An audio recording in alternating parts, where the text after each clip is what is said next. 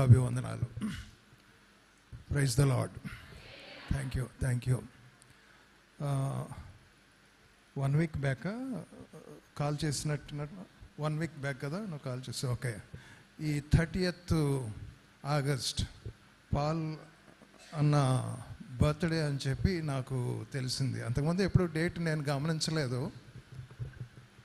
Peddeti Paul. ముందు ఒక మాట చెప్పాలి, ఈ బిల్డింగ్లోకి నేను మొదటిసారి వచ్చింది దేవదానం గారు ఉండగా వచ్చాను నేను. ఆ తర్వాత నేను రాలా. మీలో ఎవరైనా దేవదానం గారిని చూసారా? ఓకే, చూసి ఉంటారేమో. ఈ బిల్డింగ్ క్రొత్తగా కట్టిన దినాల్లో నేను అప్పుడు వచ్చాను. ఆ తర్వాత మళ్ళీ ఇదే రావటం చాలా సంవత్సరాలు అయిపోయింది. రబ్బోని ఈ మాటలు చెప్పి ఇక్కడికి రావటం, ఇదే చర్చ్ అన్నప్పుడు కొంచెం సంతోషం అనిపించింది. ఆఖరిసారి అఫ్కోర్స్ మేము చాలా ముద్దుగా పాలన్న అని పిలుచుకుంటాం. ఇద్దరం కలిసి పరిచర్లు విజయవాడ పట్టణంలో తిరిగినప్పటికీ నాకంటే 5 ఏళ్ళు తన పెద్ద వయసులో. ఈ పరిచర్య మేము కలిసి చేసిన పరిచర్య గురించి రబ్బోని ఒక మాట మాట్లాడుతూ చిన్న బిడ్డల పరిచర్య అనే మాట వాడాడు. వాస్తవానికి డైరెక్ట్గా చిన్న బిడ్డల పరిచర్య అయితే కాదు. పేరు కూడా పెట్టాడు, Vijayawada Sunday school teachers organisation అనే పదం వాడాడు. కానీ అందులోనే టీచర్స్ ఆర్గనైజేషన్ అని ఉంది, నాట్ చిల్డ్రన్. చిల్డ్రన్ అని అనటానికి కూడా జిఎంసి అనే పేరుని బట్టి, చిల్డ్రన్ అనే చివరిలో ఉండటాన్ని బట్టి అందరూ చిల్డ్రన్ మినిస్ట్రీ అనుకున్నారు. నిజానికి ఆ దినాల్లో ఈ పరిచర్య విజయవాడ పట్టణంలో మొదలైంది ఒక టీచర్స్ మూమెంట్ లాగా మొదలైంది. బోధకులు సంఘాల్లో అన్ని వయసుల వాళ్ళకి ఒక క్రమమైన పద్ధతిలో పటిష్టమైన బోధని అందించాలి అన్న ఒక ప్రత్యేకమైన దర్శనంతో 83వ సంవత్సరంలో ప్రారంభమైంది. బోధకుల్ని తయారు చేయటం, బోధని అందించటం, ఇది మా లక్ష్యం. దేవుడు మా కళ్ళ ముందు పెట్టింది అదే. అయితే 83 జూన్ మాసంలో రెగ్యులర్గా నేను నా పర్సనల్ బైబిల్ స్టడీ చేసుకునేటప్పుడు ఒక చక్కని తలంపు దేవుడు కళ్ళ ముందు పెట్టాడు. దేవుడు స్వయంగా ఇదిగో ఈ పని చెయ్యి అని డైరెక్ట్గా స్పృశించినట్టుగా మాట్లాడినట్టుగా నేను గ్రహించాను. అలా ఈ పని చేయాలి ఈ పట్టణంలో అని ఆ తలంపు వచ్చిన తర్వాత ఎవరితో నేను పంచుకోవాలి? ఎవరో ఒకరితోటి. దర్శనం అనేది ఇతరులతో పంచుకోకపోతే అది దర్శనం కాదు. దైవికమైన దర్శనం ఎప్పుడు కూడా it should be shared vision అని అంటారు. ఇతరులతో పంచుకోవాలి, ఆ దర్శనాన్ని ఇతరులు కూడా సొంతం చేసుకోవాలి, కలిసి పనిచేయాలి. ఇది బైబిల్లో ఉన్న మాటలే. ఆ దినాల్లో కస్తూర్బాయిపేట మీ అందరికీ తెలుసు, బిషప్ హజరాయి స్కూలు ఆ పక్కన కార్నర్లో వీరికి ఒక ఇల్లు ఉండేది వీళ్ళ తాతగారికి. ఆ టైంలో తను అక్కడున్న నా స్నేహితులందరితో కలిసి పాల్ అన్న కూడా ఈ గేమ్స్లో ఎక్కువగా ఉండేవాడు. ఈ స్టేడియం గ్రౌండ్లో, తర్వాత పీడబ్ల్యూడి గ్రౌండ్, ఇప్పుడు అది ఆ గ్రౌండ్ లాగా అక్కడ లేదనుకోండి. ఫుట్బాల్ ఎక్కువ ఆడేవాడు. అందరూ కలిసి ఆటల్లో మాకున్న స్నేహం. అయితే ఆ దినాల్లో నాకు అర్థమైంది ఏంటంటే తను ఒక సంఘ కాపరి కుమారుడు. అంత మాత్రమే కాకుండా సంఘంలో ఒక యథార్థమైన సండే స్కూల్ టీచర్ అనేది నాకు అర్థమైంది. ఆ రోజుల్లో ప్రతి సంఘంలో సండే స్కూల్ టీచర్స్ ఉంటారు, కానీ అట్లీస్ట్ ఒక 50% మారు మనసు పొందిన వాళ్ళు ఉండొచ్చు. చాలా వరకు మారు మనసు లేకుండానే సండే స్కూల్ యాక్టివిటీస్ చేయటం అనేది చాలా సంఘాల్లో కనపడుతూ ఉంటుంది. అలాంటి పరిస్థితిలో దేవుడిచ్చిన ఈ తలంపుని ఎవరితో మొదటిసారి పంచుకోవాలని అంటే మొదట గుర్తొచ్చింది పాలన్న. నేను ఆయనకి పిలిచి, ఆ రోజుల్లో మాకు ఫోన్లు లేవు, ఏమీ లేవు, తెలియదు అసలు ఫోన్లు అంటే ఏంటో కూడా తెలియదు పెద్దగా. ఆయన్ని కలుసుకొని కస్తూర్బాయిపేట ఏరియాలో I need to talk to you, నీతో కొన్ని విషయాలు నా మనసులో ఉన్నాయి, దేవుడు మాట్లాడిని నేను పంచుకుంటాను అని అన్నప్పుడు తను నా దగ్గరికి వచ్చాడు. ఒక 2-3 గంటల టైము మేము ఇద్దరం కలిసి టైం స్పెండ్ చేసాం. అది 83 జూన్ మాసం. ఒక బాప్టిస్ట్ చర్చ్లో తాళాలు తీసుకొని లోపలికి వెళ్ళి కూర్చొని ఉట్టిపేట ఏరియా కొంతమందికి తెలిసాము. అక్కడున్న బాప్టిస్ట్ చర్చ్లో మేమిద్దరం కూర్చొని దేవుడిచ్చిన తలంపుల్ని నేను షేర్ చేసుకున్నాను. ఇలా చేద్దాం సంఘాల కోసం, ఒక సంఘం కోసం కాదు, టౌన్లో ఉన్న ప్రతి సంఘం కోసం ఈ పని మనం చేయాలి అని దేవుడిచ్చిన తలంపుని పంచుకుంటే తను ఏమన్నాడంటే, ఇప్పుడు నేనేం చేయాలి చెప్పండి అని అన్నాడు. డైరెక్ట్, ఇంకా నో అనే మాట ఏం లేదు. ఆ స్నేహం ఆ దినాల్లో అలా ఉంది. ఐఎమ్ రెడీ, మీతో కలిసి పని చేయడానికి నేను సిద్ధంగా ఉన్నాను, నేనేం చేయాలి చెప్పండి అని అన్నాడు. నాకు చాలా సంతోషం వేసింది. మీకు తెలిసిన యథార్థమైన మారు మనసు అనుభవం కలిగి ప్రభు కొరకు నిలబడి సంఘంలో ఉన్న విద్యార్థుల మధ్య సండే స్కూల్ పరిచయం చేస్తున్న కనీసం ఒక 4-5 మీరు తీసుకురండి, నేను కూడా ఒక 4-5 తీసుకొస్తానని చెప్పాను. జూలై మాసంలో ఒక 5 తీసుకొచ్చాడు తనతో కలిసి. నేను ఇంకొక 4 తీసుకొచ్చాను. అందరం కలిసి ఒక 10 మంది అయ్యాం. ఈ 10 మందితో ఒక మూమెంట్ స్టార్ట్ అయింది విజయవాడలో. తను అన్నట్టుగా ఒక విజయవాడే కాదు, ఇప్పుడు తెలుగు రాష్ట్రాలు 2 కూడా, ఆంధ్ర రాష్ట్రం, తెలంగాణ రాష్ట్రం, ఈ 2 రాష్ట్రాల్లో యవనస్తుల మధ్య కానీ పిల్లల మధ్య కానీ సండే స్కూల్ టీచర్స్ కానీ ఆ రోజుల్లో ఎవరైతే పెద్ద పెద్ద నాయకులుగా తయారయ్యారో వాళ్ళందరూ ఈ పరిచర్య ద్వారా తయారైన వాళ్ళే. ఇది ఈ మాట నేను చెప్పవచ్చును. అయితే నేను కొన్ని మాటలు పంచుకుంటాను. పాలన పనితీరు ఎలా ఉందో నేను ఒక మాట చెప్తాను. విజయవాడ అంటే తెలుసు కదా, బ్లేజ్ వాడ అంటారు. బ్లేజ్ అని అంటే అగ్ని అనే అర్థం వస్తుంది. అందరికీ 4 నెలలు సమ్మర్ అయితే మనకి 8 నెలలు సమ్మరు. మార్చి నెలలో మొదలు పెట్టుకొని అక్టోబర్ దాకా మనకు సమ్మర్ లాగానే ఉంటుంది, హాట్ ఏరియా. అలాంటి బాగా ఎండలు ఉన్న దినాల్లో సింగనగర్లో సైకిల్ వేసుకొని లబ్బిపేట ఏరియా దాకా ప్రతిరోజు వచ్చేవాడు. సైకిల్ వేసుకున్న రోజుల్లో మాకేం వెహికల్స్ లేవు, అసలు సైకిల్ దొరకటమే కష్టం. నాకైతే సైకిల్ లేదు, ఆయన చేతిలో మాత్రం ఒక సైకిల్ ఉంది. అలా తిరిగి ఎంతగా శ్రమ పడ్డాడంటే అంత శ్రమ పడ్డాడు. ఆ శ్రమ నుంచి అనేక మంది నాయకులు తయారయ్యారు. మీ కళ్ళ ముందు రబోని ఒక్కడే కనపడుతున్నాడేమో, బహుశా కొన్ని బ్రాంచెస్లో కొంతమంది నాయకులు ఉన్నారేమో, కానీ తను చేసిన పరిచర్య ద్వారా ఈ విజయవాడ సిటీలో చాలామంది నాయకులు తయారయ్యారు. అంత మాత్రమే కాదు, మేము కలిసి గ్రూప్ ఆఫ్ పీపుల్గా పనిచేస్తున్న దినాల్లో రాయలసీమ ఎక్కువగా తను ఎక్కువ ప్రయాణం చేశాడు. నేను కొన్ని జిల్లాలకు వెళ్తే తను కూడా కొన్ని జిల్లాలకు వెళ్ళేవాడు. ఎంత సింపుల్ పర్సన్ అంటే అంత సింపుల్గా ఉంటాడు. తర్వాత ఏదో అంటారు కదా, చిన్న అంశం పెద్ద సంతోషం అని అంటారే, నాకు తెలుగు ట్రాన్స్లేషను రకరకాల మాటలు వస్తాయి, కానీ చిన్న చిన్న విషయాల్లో కూడా ఎంత సంతోషం ఉంటాడంటే అంత సంతోషం, అంత తృప్తి తనలో కనపడుతుంది. అలాంటి గుణలక్షణాలు కలిగిన పాల్ గారు లాస్ట్ ఇయర్ 40 సంవత్సరాలు పూర్తయిన సందర్భంలో మేము అకేషన్ జరుపుకున్నాం. 40th సెలబ్రేషన్ మేము చేసుకున్నాం. రూబీ సెలబ్రేషన్ అని అంటారు. 83లో మొదలయ్యి లాస్ట్ ఇయర్ 2023లో 40 సంవత్సరాల పరిచర్య పూర్తయింది. మేము ప్రారంభం చేసిన పరిచర్య. ఆ 40th యానివర్సరీ టైంకి పాలన ఉండాలి అని నేను ఆశపడ్డాను, కానీ తను లాస్ట్ ఇయర్ లేడు. ఆ సెలబ్రేషన్ టైంలో తను లేడు. అంతకుముందే ప్రభు దగ్గరికి వెళ్ళాడు అని మనం చెప్పుకుంటున్నాం, కానీ తన వెనకాల మనం కూడా వెళ్తాం కదా, వెళ్ళక తప్పదు కదా, అందరం తప్పనిసరిగా వెళ్ళాలి. ఒకవేళ ఆయన రాకముందు నేను చనిపోతే సమాధిలోకి నేను వెళ్తాను, తను వెళ్ళినట్టే. ఒకవేళ సమాధిలో ఉండగా ఆయన వచ్చాడు అనుకోండి ప్రభు, నేను ఎత్తబడతాను, పాలనని తప్పకుండా గుర్తుపెడతాను. నా తండ్రిని తల్లిని ఎలా గుర్తుపడతానో పాలనను కూడా గుర్తుపడతాను. అన్నా ఏంటి సంగతి అన్నట్టుగా గుర్తుపడతాను. అలాంటి సంతోషకరమైన నిరీక్షణ మా హృదయాల్లో ఉంది. అందరం కలుసుకుంటాం, డెఫినెట్గా కలుసుకుంటాం, ఆనందిస్తాం.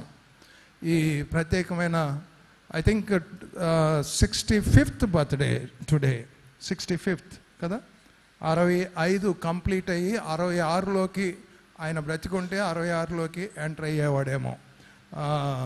58లో ఆయన పుట్టాడు కాబట్టి 65 సంవత్సరాల పాటు మనం ఆ అకేషన్ జ్ఞాపకం చేసుకుంటున్నాం. ఇన్ని చక్కని పరిచర్య దేవదానం గారి తర్వాత పాలన టేకప్ చేయటం, ఆ తర్వాత రబ్బుని ఎదగటం, కోర్స్ రబ్బుని పరిచర్లోకి వచ్చే దినాల్లో చాలా విషయాలు నాతో షేర్ చేశాడు. రబ్బుని కాదు, పాలనలో షేర్ చేశాడు. ఆ సీక్రెట్లన్నీ నేను చెప్పను, ఏమేమి మాట్లాడాడో, ఎలా మాట్లాడాడో. ఒక్క మాట మాత్రం ఏదో ఒక సందర్భంలో చెప్పాడు. వాడికి చెప్పానండి నేను, గొడవలు ఏదైనా సరే బయట చూసుకో, ఇంటి దాకా తీసుకురావద్దు అని చెప్పాను అని అన్నాడు. ఇలాంటి ఎప్పుడన్నా అన్నాడా అనే ఉంటాడు. అలాంటి విషయాలన్నీ వ్యక్తిగతమైన విషయాలు, కుటుంబపరమైన, సేవాపరమైన నాతో పంచుకోవటం అనేది నేను చాలా విషయాలు జ్ఞాపకం ఉంచుకున్నాను. నేను తనతో కలిసి పరిచయం చేయటం, ఇలాంటి సంఘాల మధ్య రబ్బుని రైజ్ చేసుకొని పరిచర్య కొనసాగటం అనేది చాలా సంతోషం. వచ్చి రాగానే నేను అడిగాను, ఏంటి ఇంత హైట్ ఉందేంటి స్టేజీ అని అడిగాను.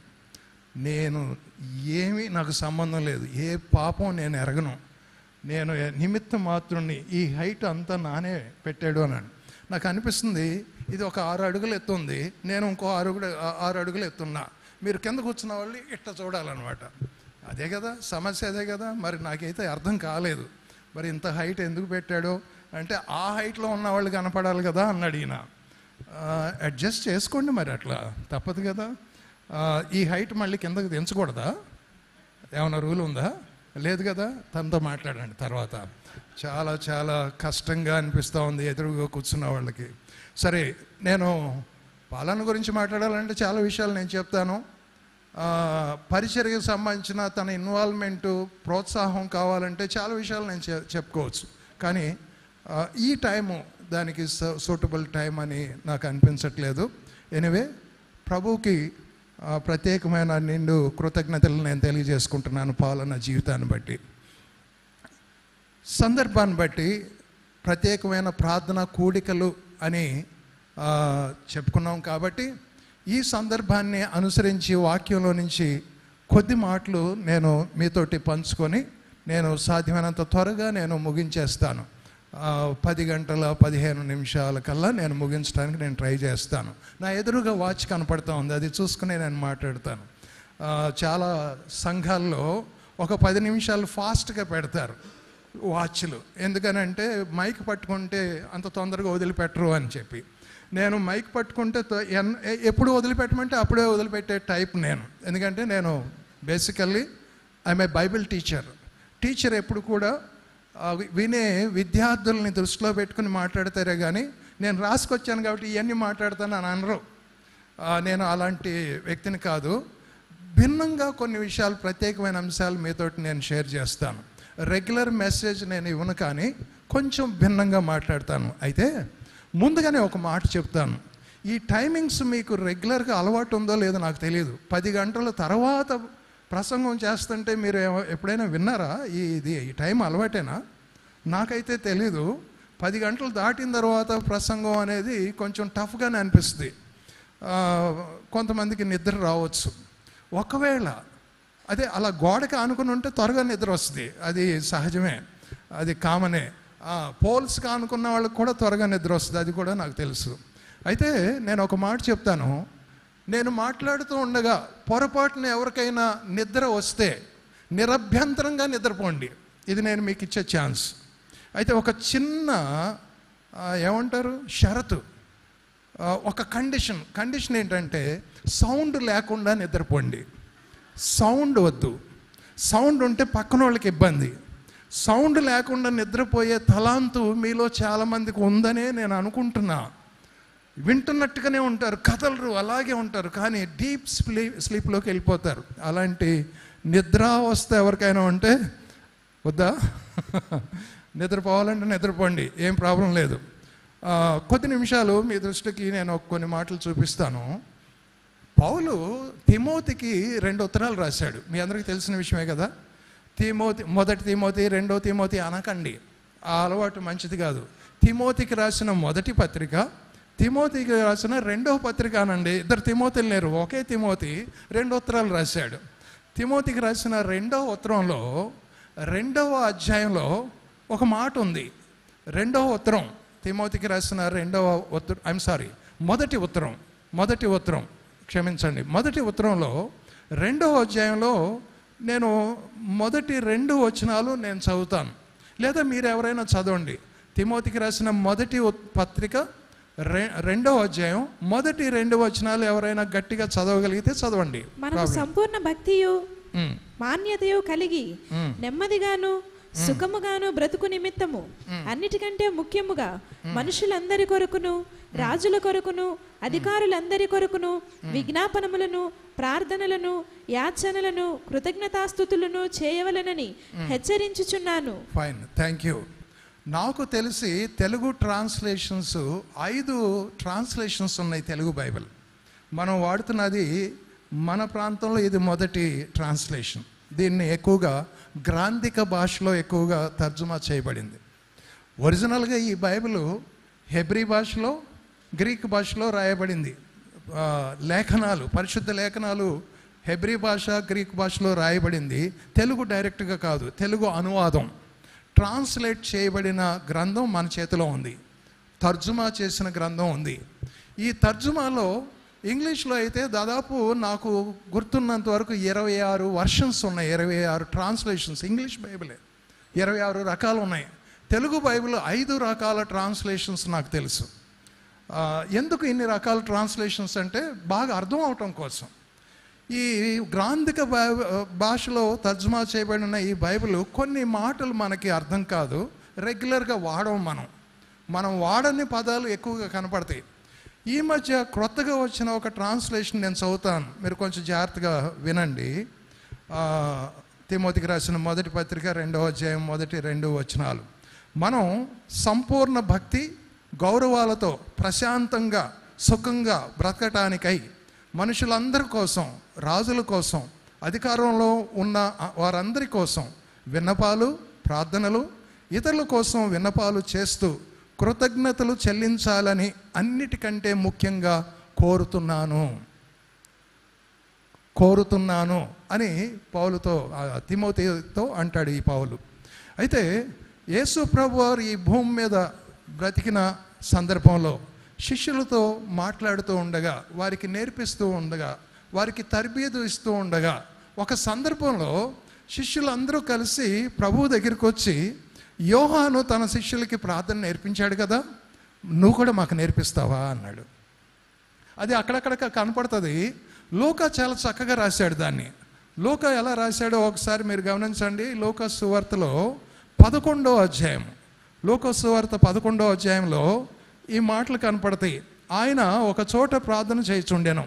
ప్రార్థన చాలించిన తర్వాత ఆయన శిష్యులలో ఒకడు, ప్రభువా, యోహాను తన శిష్యులకు నేర్పినట్టుగా మాకును ప్రార్థన చేయ నేర్పుమని ఆయనను అడిగాను.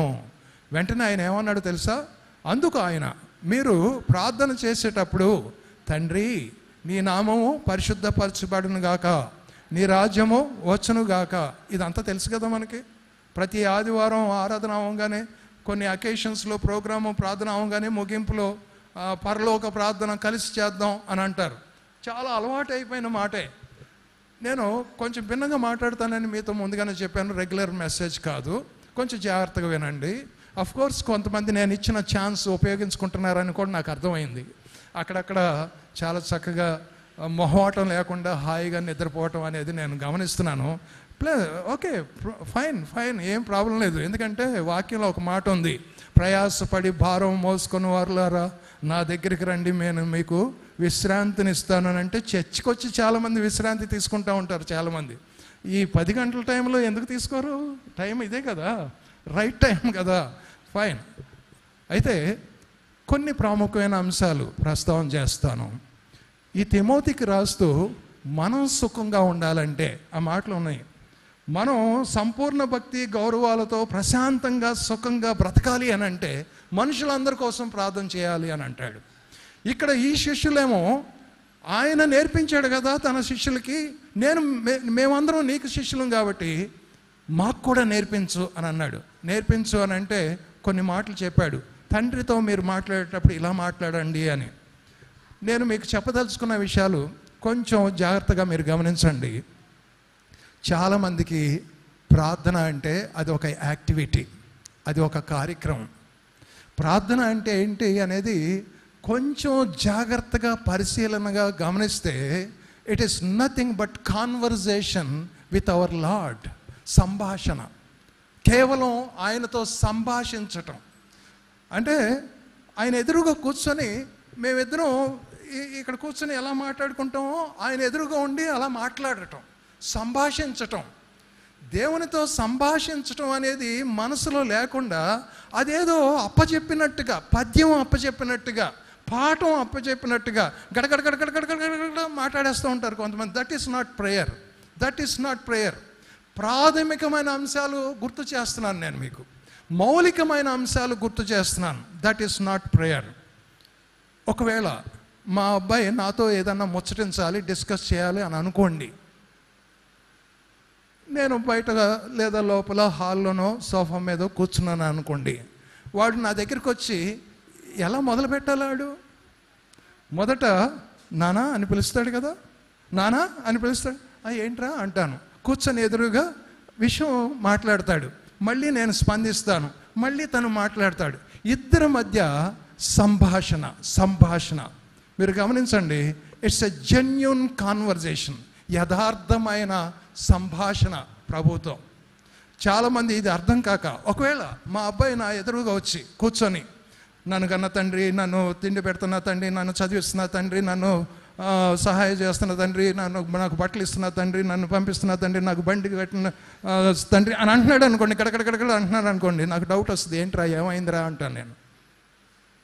ఎదురుగా ఉండి గడగడగడగడ ఏదో పద్యం చెప్తున్నట్టుగా చెప్తున్నాడు అనుకోండి, నాకు ఏదో డౌట్ వస్తుంది, ఏంట్రా ఇట్లా చూస్తాను, ఏమైందిరా నీకు, ఏంటంటో మాట్లాడుతున్నావు ఏంటి అని అంటాను. అలా చేయొద్దు. ఏదో మంత్రాలు చదివినట్టుగా గడగడ గడగడగా ఏదో పద్యం చెప్పినట్టుగా, దట్ ఈస్ నాట్ ప్రేయర్. ఇలా ఒక ఉపవాస ప్రార్థనలో విశాఖపట్నంలో ఒక చర్చి ప్రార్థనకు ముందు ప్రసంగం చేయమంటే మాట్లాడిన తర్వాత ప్రార్థన స్టార్ట్ అవ్వాలి. ప్రసంగం అయిపోయింది, ప్రార్థన స్టార్ట్ చేద్దామంటే ఎవరు ప్రార్థన చేయట్లా. ఎందుకంటే ఆ అలవాటు ఏంటి, గడగడగడ పద్యం అప్పచెప్పే అలవాటు. ఈయన ఇలా ఇంత వివరంగా చెప్పిన తర్వాత మేము ఎక్కడ ప్రార్థన చేద్దామని ఎవరి కళ్ళే సైలెంట్ అయిపోయారు. వాళ్ళ అలవాటు మార్చుకోవటం కొంచెం కష్టమైంది. ఉన్నట్టుగా మాట్లాడుతున్నాను.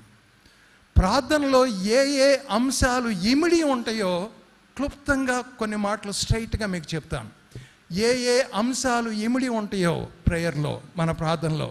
మొదటిది మీకు బాగా అర్థం అవటం కోసం, గుర్తుపెట్టుకోవటం కోసం ఒక చిన్న వర్డ్ మీ ముందు పెడతాను, ఇంగ్లీష్ పదం. మీకు ఇష్టమైతే నోట్ చేసుకోండి, లేకపోతే ఏం ప్రాబ్లం లేదు, నేను తెలుగులోనే మాట్లాడతాను. యాక్ట్స్ అనే పదం ఒకటి ఉంది, ACTS, యాక్ట్స్. యాక్ట్స్ అంటే ఇక్కడ అపోస్తల కార్యగ్రంథం అని కూడా ఇంగ్లీష్లో కనపడుతుంది. ACTS, acts. 4 అక్షరాలు ఉన్నాయి. ACTS, acts. ఆ 4 అక్షరాలని ఇలా కొంతమంది ఇష్టంగా అంటే మాట్లాడుతూ ఉంటే నేను ఈ పదాన్ని యాడ్ చేసుకోవడానికి నేను ప్రయత్నం చేశాను. అనగానే అడోరేషన్ అని అంటారు ఇంగ్లీష్లో. అడోరేషన్ అని అంటే తెలుగులో డైరెక్ట్గా ఒక పదం రాసుకోవాలి అని అంటే ఆరాధన. Our prayer includes adoration. మన ప్రార్థన ఆరాధనతోటి మొదలవుతుంది. అంటే మనం యథార్థంగా ఆయనతో మాట్లాడుతూ ఉంటే, మా అబ్బాయి నా ఎదురుగా వచ్చి నన్ను ఏమైనా గుర్తించి పలుకుతాడు, నాన్నని అని గుర్తించి, తన కన్నా తండ్రిని అని గుర్తించి ఎదురుగా వచ్చి నాన్న అని పిలుస్తాడు. అంటే he recognise that I'm his father. ఆరాధన అంటే చాలామంది ఏమనుకుంటారంటే చప్పట్లు కొట్టి చేతులు ఊపుతూ రిథమిక్గా కాళ్ళు కదుపుతూ కొంచెం హడావుడిగా పాట పాడుతూ ఉంటే, అఫ్కోర్స్ ఆరాధన అంటే మీరు ఎవరన్నా టాలెంట్ ఉన్నవాళ్ళు ఏదన్నా పాట రాశారనుకోండి, మొదటి లైన్లో ఆరాధన ఆరాధన అని పెట్టండి, అది ఆరాధన పాట అయిపోద్ది. ప్రపంచం అంతా ఇలాగే తయారైంది. ఆరాధన అనే పేరుతో ఆరాధన మాట ఉంటే చాలు, ఆరాధన పాట. ఇంక ఈ అందులో ఉన్న అర్థం ఏంటో నాకు అనవసరం అన్నట్టుగా పాడతారు. అది కాదు ఆరాధన అంటే. ఈ మాటలు గుర్తించండి. ఆయన ఏమై ఉన్నాడో గుర్తించటాన్ని ఆరాధన అంటాం.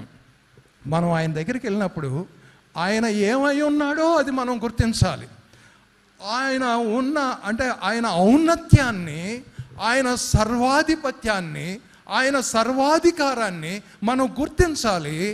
దాన్ని బట్టి ఆయన్ని ప్రస్తుతించడం మనం నేర్చుకోవాలి. ఆరాధన అంటే ఆయన ఏమై ఉన్నాడో గుర్తించడాన్ని ఆరాధన అంటాం. ఒక చిన్న ఉదాహరణ నేను ప్రస్తావన చేస్తాను.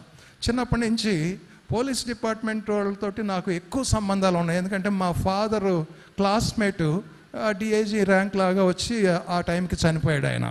చిన్నప్పటి నుంచి ఆయన రెగ్యులర్గా ఇంటికి వస్తాడు కాబట్టి వాళ్ళందరితో నాకు పరిచయాలు బాగా పెరిగిపోయినాయి. అఫ్కోర్స్ ఇప్పుడు నా క్లాస్మేట్స్ చాలా హయ్యర్ ర్యాంకుల్లో ఉన్నారు పోలీస్ డిపార్ట్మెంట్లో. నాకు బాగా అలవాటు చిన్నప్పటి నుంచి కూడా. యూనివర్సిటీలో హైదరాబాద్లో చదువుకుంటున్నప్పుడు ఒక సంఘటన జరిగింది. అవుట్స్కట్స్లో నేను దాదాపు 35 ఏళ్ల క్రితం, ఇప్పుడు 86లో నేను ఉస్మానియా యూనివర్సిటీలో ఎంకామ్ చదువుకున్నాను. ఆ రోజుల్లో సిటీ అవుట్స్కట్స్లో ఒక ఉద్యోగ కూటాలు జరుగుతూ ఉంటే అక్కడికి కొంతమంది వచ్చి చీకటి పడిన తర్వాత ఒక 25 మంది వచ్చి ఆ లైట్లు ఆఫ్ చేసేసి ఈ సరివి బాదులు ఉంటాయి, చిన్న చిన్న సరివి బాదులు, అవి పట్టుకొని విపరీతంగా కొట్టేశారు. వర్షిప్లో ఉన్న టైంలో క్రైస్తవులందరినీ కొట్టేశారు. అది నా దృష్టికి వచ్చింది, చాలా కొంచెం రోషం వచ్చింది. వాళ్ళ సంగతి ఏమైనా సరే చూడాలి అన్నట్టుగా మా అంకుల్ ఉన్నాడు కదా ఇక్కడ డిఐజీ అని హైదరాబాద్ అక్కడికి వెళ్ళిపోయాను. అక్కడ అశోక హోటల్ అని ఉండేది, దాని ఎదురుగా డిఐజీ ఆఫీస్ ఉండేది. ఆ గేట్లో నుంచి తిన్నగా నడవటం మొదలెట్టా. ఆ రూమ్లో ఉంటాడు కదా అని వెళ్ళిపోతున్నాను. ఆ గేట్ పక్కనే ఒక టెంట్ ఉంటుంది, సెంట్రీలు ఉంటారు అక్కడ. వాళ్ళ దగ్గర పర్మిషన్ తీసుకుని లోపలికి వెళ్ళాలి. అది ఏమీ పట్టించుకోలేదు, నేను స్ట్రైట్గా వెళ్ళిపోతున్నాను. ఏంటి నా ఉద్దేశం? మా అంకుల్ ఈ ప్రాంతం నాదే అన్నట్టుగా బిహేవ్ చేస్తూ నేను ముందుకెళ్ళిపోయాను. ముందుకెళ్ళిపోతా ఉంటే అతను చూశాడు, సెంట్రీ చూశాడు, గట్టిగా అరిశాడు, ఏయ్ ఎక్కడికి వెళ్తున్నావు, రా వెనకరా అని అన్నాడు. నేను అక్కడే నిలబడి వెనక రాకుండా మా అంకుల్ అని అన్నాడు. అంకుల్ అది కాదు, రా యువతలకి అని అన్నాడు. వెళ్ళాను. కూర్చో ఇక్కడ, వెళ్ళిపోవటమేనా, నీ ఇష్టమేనా అని అన్నాడు. కూర్చో అన్నాడు. కూర్చున్నా. ఒక స్లిప్ ఇచ్చాడు, పేరు రాయి అని అన్నాడు, ఫోన్ నెంబర్ రాయి అన్నాడు. రాశాను. ఇది పట్టుకొని అక్కడికి వెళ్ళు, ఆ బిల్డింగ్ రైట్ సైడ్కి వెళ్ళు, అక్కడ ఒక సెంట్రీ ఉంటాడు, అతని చేతికి ఇవ్వు అని అన్నాడు.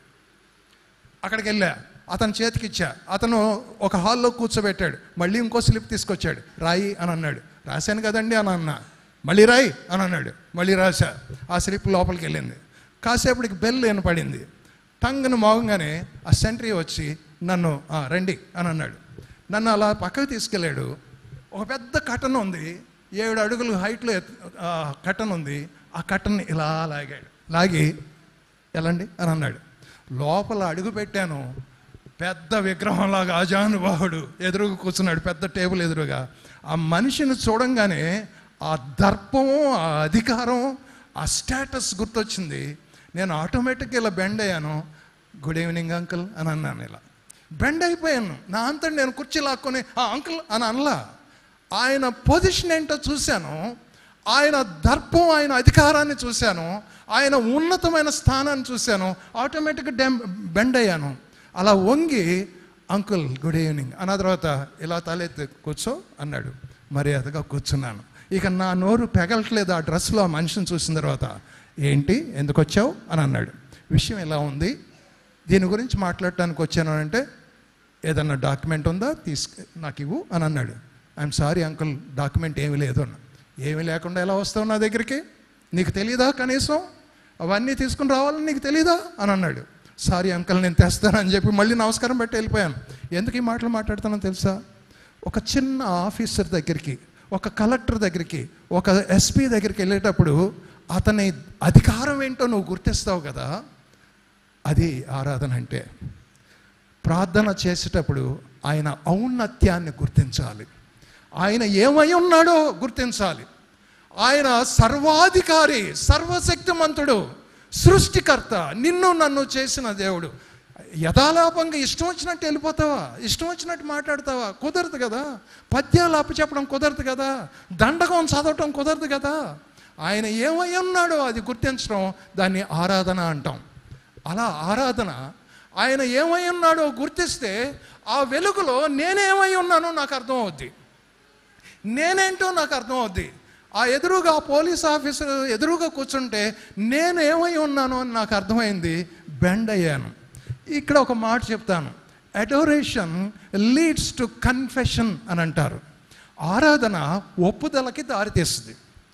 ఆరాధన ఒప్పుదలకి దారితీస్తుంది. నీ ప్రార్థనలో ఏ ఏ అంశాలు ఇమిడి ఉండాలి అనంటే, ఆరాధన మొదట ఇమిడి ఉంటే, ఆరాధన అంటే మళ్ళీ డ్యాన్స్ చేయటం కాదు, హడావుడి చేయటం కాదు. ఆయన ఏమై ఉన్నాడో, ఆయన సర్వశక్తివంతుడైన, అంటే సర్వాధికారి అంత మాత్రమే కాదు, అత్యంత పరిశుద్ధుడైన మహాదేవుని ఎదురుగా నువ్వు నిలబడినప్పుడు నువ్వెవరో నీకు అర్థమవదా? నువ్వెవరో నీకు అర్థమైపోద్ది కదా. ఆరాధన ఒప్పుదలకి దారి తీయాలి. ఆరాధన ఒప్పుదలకి దారి తీస్తుంది. నేనేంటో నాకు అర్థమవుతుంది, ఆయన పరిశుద్ధుడు, నాలో పరిశుద్ధత లేదు. ఇప్పటికీ రక్షింపబడిన నేను ఇప్పటికీ ఆ ప్రాచీన స్వభావం నాలోనే ఉంది. నేను చనిపోయేంత వరకు ఆ ప్రాచీన స్వభావం ఉంటుంది. నేను చనిపోయినప్పుడు ఈ క్షయమైపోయే శరీరాన్ని విడిచిపెట్టి అక్షయతను ధరించుకొని ఆయన సన్నిధిలోకి వెళ్తాను. నేను క్షయమైపోయే అంటే ఈ శరీరాన్ని, కొరింథీయులకు రాసిన పత్రికలో పౌలు ఎక్స్ప్లెయిన్ చేస్తాడు. అక్షయతను ధరించుకొని ఆయన దగ్గరికి వెళ్తాం మనం. ఈ పాపపు నైజం ఉన్న ఈ శరీరంలో ఉన్న నువ్వు నేను, వీఆర్ అన్ఫిట్. ఆయన ఎదురుగా నిలబడే అర్హత కూడా మనకు లేదు. మనకి తండ్రి అని పిలవగలిగిన అర్హత ఎవరిని బట్టి అనంటే, క్రీస్తు ప్రభువు తన పరిశుద్ధ రక్తాన్ని, పవిత్రమైన రక్తాన్ని చిందించడాన్ని బట్టి ఆయన మనల్ని అంగీకరించాడు. క్రీస్తు ప్రభు శిలువ కార్యాన్ని బట్టి మనం అంగీకరించబడ్డాం. ఆయన కృపను బట్టి అంగీకరించబడ్డాం. తండ్రి అని పిలవగలుగుతున్నాం. ఆయన దగ్గరికి వెళ్ళాలంటే కేవలం మధ్యవర్తి ఎవరు అనంటే క్రీస్తు ప్రభు వారే. సో ఆరాధన, ఆయన ఏమై ఉన్నాడో, పవిత్రుడైన దేవుడు అని అన్నప్పుడు మన జీవితం ఏంటో మనకు అర్థమవుద్ది, మనం అనుభవించే కృప ఏంటో మనకు అర్థమవుద్ది. సో ఒప్పుదల అనేది మనం చేయాలి. ఆయన ఆరాధించాలి, మనం ఏంటో మనం ఒప్పుకోవాలి. ఈ మాటలు చూడండి. Adoration leads to confession, confession leads to ACTS. T అనంటే థ్యాంక్స్ గివింగ్, స్తుతి. ఆరాధన ఒప్పుదలకి దారితీస్తే ఒప్పుదల స్తుతికి దారితీస్తుంది. నేను ప్రార్థన చేసేటప్పుడు కేవలం నేను ఏ రకంగానూ అర్హత ఉన్నవాడిని కాదు, ఆయన రక్తం చేత కడగబడిన వాడిగా నన్ను నీ బిడ్డగా అంగీకరించావు, నీకు వందనాలు అని అంటాను. ఆయన మహాపరిశుద్ధుడు అని నాకు తెలుసు, నాలో పరిశుద్ధత లేదు అని తెలుసు, నేను ఒప్పుకుంటున్నాను. కానీ తండ్రి అని పిలవగలగడానికి అవకాశం కల్పించాడు, నన్ను తన బిడ్డగా చేసుకున్నాడు. కాబట్టి నేను ఆయన్ని స్తుతిస్తున్నాను. ఆరాధన ఒప్పుదలకి దారితీస్తే, ఒప్పుదల దేనికి దారితీస్తుంది? స్తుతికి దారితీస్తుంది. థ్యాంక్స్ గివింగ్ స్తుతికి దారితీస్తుంది.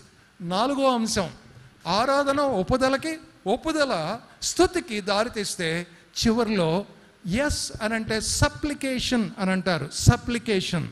నేను ఈ 4 పదాలు వాడుతున్నాను ఇంగ్లీష్లో. Adoration, confession, thanks giving and supplication. తెలుగులో మాట్లాడాలేనంటే ఆరాధన, ఒప్పుదల, స్తుతి, సప్లికేషన్ అంటే విజ్ఞాపన. విజ్ఞాపన. మనం ప్రత్యేకంగా ఇక్కడ అందరం కలిసి ప్రార్థన కోసం గ్యాదర్ అయ్యామంటే దాని అర్థం ఏంటి? విజ్ఞాపన చేయటం కోసం, అందరి కోసం, మన కుటుంబాలే కాదు, సంఘం కోసం, సంఘంలో ఉన్న కుటుంబాల కోసం, యవనస్తుల కోసం, చిన్న బిడ్డల కోసం, ఇప్పుడున్న పరిస్థితులను బట్టి, లోకంలో జరుగుతున్న రకరకాల సవాళ్ళను బట్టి, మన వ్యక్తిగత జీవితాలు మాత్రమే కాకుండా కుటుంబ జీవితాలు కూడా ఆయన ఎదుట నిర్దోషంగా నిలబడటం కోసం సంఘంగా మనం ప్రత్యేకమైన విజ్ఞాపన అనేది మనం చేస్తున్నాం. ఇది గుర్తుపెట్టుకోవాలి. మళ్ళీ నేను జ్ఞాపకం చేస్తున్నాను, మన ప్రార్థనలో ఏమేమి ఇమిడి ఉండాలి. ప్రేయర్ ఇంక్లూడ్స్, మన ప్రార్థనలో, మనం చేసే ప్రార్థనలో 4 అంశాలు ఇమిడి ఉండాలి. ఇది గుర్తుపెట్టుకోండి. మొదటిది, ప్రార్థన అనేది ఒక కార్యక్రమం కాదు, పద్యం అప్పచెప్పడం కాదు, ఎస్సే అప్పచెప్పడం అంతకంటే కాదు. గడగడగలాడుతూ ఉపవాస ప్రార్థనలు అప్పుడు కొంతమంది చేస్తారు ప్రార్థనలు, తెలుసు కదా, గంట సేపు చేస్తారు. ఏమంటారంటే ఆవిడని ఎంత ప్రార్థన పరురాల్లో అంటారు. ఇక్కడ గంట సేపు ప్రార్థన చేసేవాళ్ళు ఎవరైనా ఉన్నారా? ఓకే, మంచిదే, నేనేం కాదంట్లా. మళ్ళీ ఈ మనిషి వచ్చి చెడగొట్టేశాడు గంట సేపు చేయనీయకుండా అని అనుకోనక్కర్లేదు. కొంచెం జాగ్రత్తగా మీరు గమనించండి. చాలామంది ఏదన్నా ఒక విషయం ప్రార్థన చేస్తూ మధ్యలో ఆపి స్తుతి స్తుతి స్తుతి స్తుతి స్తుతి స్తుతి అంటూ ఉంటారు. దేవా దేవా దేవదా అంటే తర్వాత పాయింట్ గుర్తు రావటం కోసం మధ్యలో దేవా దేవా దేవా దేవదా స్తుతి స్తుతి స్తుతి స్తుతి అయ్యా అయ్యా అయ్యా అయ్యా అయ్యా అయ్యా మళ్ళీ తర్వాత ఇంకేదో విషయం గుర్తు రావాలి, ఆ తర్వాత మళ్ళీ స్టార్ట్ చేయాలి. అలా గంట సేపు వెళ్ళిపోద్ది. మనం ఏమంటాం తెలుసా, ఎంత ప్రార్థన పర్రాల్లో ఆవిడ ప్రార్థన మొదలు పెడితే గంట సేపు ప్రార్థన చేస్తుంది. ఈ మధ్య ఎవరో అంటున్నారు, ఈ మధ్య కదా చాలా ముందే అన్నారు, వాళ్ళు మోకాళ్ళు నల్లబడితే ముఖాలు తెల్లబడతాయి. ఈ నానుడి విన్నారా సార్? మోకాళ్ళు నల్లబడితే ముఖాలు తెల్లబడతాయి. నన్ను అడిగితే పచ్చి అబద్ధం అని అంటా నేను. మోకాళ్ళు కలర్ మారితే మొహాలు తెల్లబడిపోయి దగదగ మెరవటం ఏంటండి? I'm sorry, that is not right. అదేదో ప్రోత్సహించడానికి అని ఉంటారు, తప్పేం లేదు, కానీ అది సిద్ధాంతం కాదు. ప్రభువుతో సంభాషించటం గడగడగడగడగా ఏదో మంత్రాలు చదివినట్టు కాదు, ఆయనతో సంభాషించాలి, ఆయనతో సంభాషించాలి. ఆ సంభాషణలో ఈ 4 అంశాలు ఇమిడి ఉన్నాయి.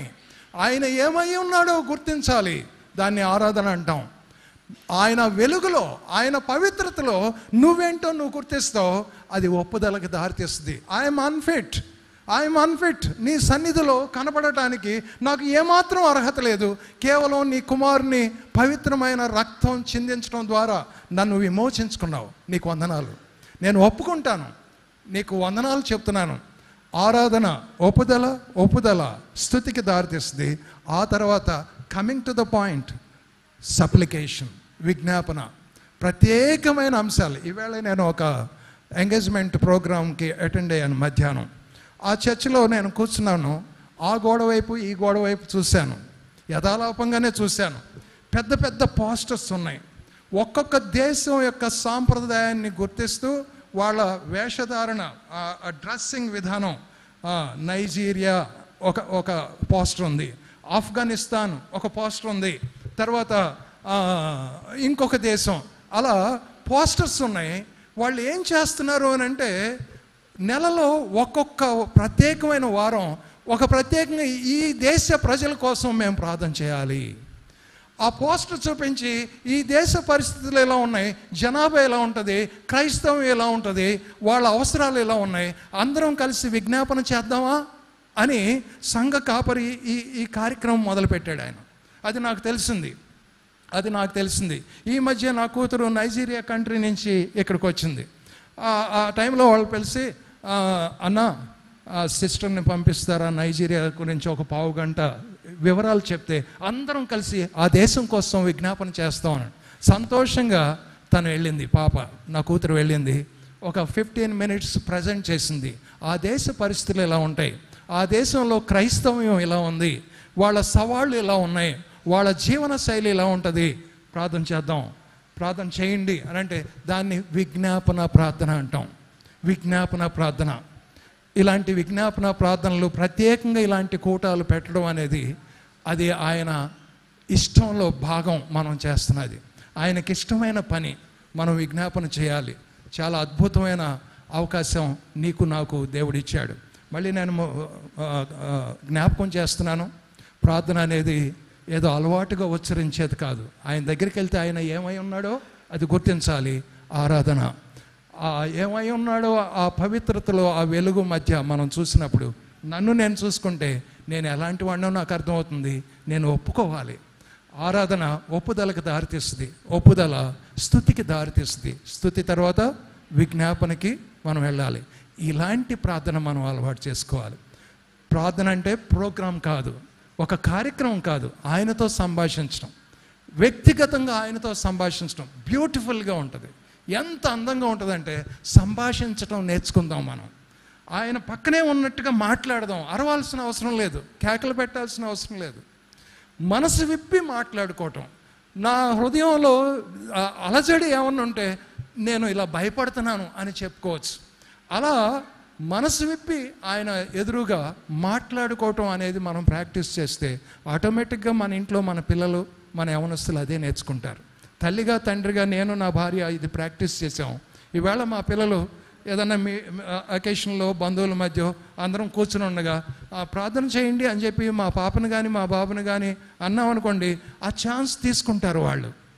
ప్రార్థన అనగానే నువ్వు నువ్వు నువ్వు నువ్వు అని అనరు ఎవరు. వెంటనే ఛాన్స్ తీసుకుంటారు. వాళ్ళు ప్రార్థించేటప్పుడు వాళ్ళు ఎంత చక్కగా ఆయనతో సంభాషిస్తున్నారో అది గమనించి, అమ్మాయ ఇది చాలు కదా నాకు అని అనుకుంటాను. ఆయనతో సంభాషించే అంత చక్కని సంబంధాన్ని వాళ్ళు డెవలప్ చేసుకుంటారే, ఆ పిల్లల్లో వాళ్ళ జీవితాల్లో అంతకు మించి నాకు ఇంకేం కావాలి చెప్పండి? అద్భుతం, అద్భుతం. అలా ప్రార్థన చేద్దాం, సరేనా? Okay, thank you very much. మళ్ళీ ఒకసారి ఈ మాటలు నేను చదువుతాను, మీరు గమనించండి.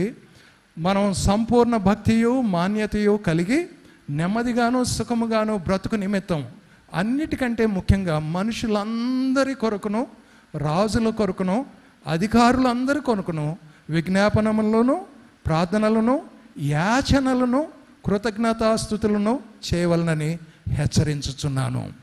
దయచేసి తలలో ఉంచండి. ఒక చిన్న మాట ప్రార్థన చేసుకుని ముగిద్దాం. దయచేసి తలలో ఉంచండి. పరిశుద్ధుడా, మా జీవం గల తండ్రి, మా యేసు రాజా, నీకు వందనాలు, స్తోత్రాలు చెల్లిస్తున్నాం. నువ్వు ఎంత ఉన్నతమైన వాడివో, ఎంత పరిశుద్ధుడో మాకు అర్థమవుతోంది. నీ సన్నిధికి వస్తున్నప్పుడు నేనేంటో మేమేంటో మాకు అర్థమవుతోంది. నిజంగా మేము ఏమాత్రం అర్హత లేని వాళ్ళం అని మేము ఒప్పుకుంటున్నాం. కేవలం నీ కుమారుని పరిశుద్ధ రక్తం చేత, ఆయన రక్త ప్రోక్షణను బట్టి నువ్వు మా అందరినీ నీతిమంతులుగా చేసావు, మమ్మల్ని శుద్ధీకరించావు, మా పాపాలను క్షమించావు, నీ బిడ్డలుగా మమ్మల్ని అంగీకరించావు, మమ్మల్ని విమోచించావు. నీకు వందనాలు. అలాగే మా కుటుంబాల్లో, మా ప్రాంతంలో, మా బంధువర్గంలో ఎవరైతే నిన్ను ఎరగని వారు ఉన్నారో వారందరి కోసం ప్రార్థన చేస్తున్నాను. కృప చూపించండి. ప్రత్యేకంగా ఈరోజు ఈ సంఘంలో అనేక కుటుంబాలు ఉన్నాయి. యవనస్తులు ఉన్నారు, చిన్న బిడ్డలు ఉన్నారు, వృద్ధులు ఉన్నారు. వారందరి కోసం ప్రార్థన చేస్తున్నాం. ఈ సంఘంలో ఉన్న ప్రతి కుటుంబం ఇతర కుటుంబాలకి ఆశీర్వాదకరంగా ఉండేలాగా డెవలప్ చేయాలని కోరుకుంటున్నాను. పరిచర్య చేస్తున్న రబూని, తన భార్య, తనకి సహకారంగా ఉంటున్న అనేక మంది నాయకులు, విశ్వాసుల గుంపు, వారందరినీ నీ చేతులకి అప్పగించుకుంటున్నాను. ఈ సమయాన్ని ఇచ్చినందుకు నిన్ను స్తుతిస్తూ, నిన్ను ఘనపరుస్తూ క్రీస్తు నామములో అడుగుతున్నాను తండ్రి, ఆమేన్. Thank you. దేవునికి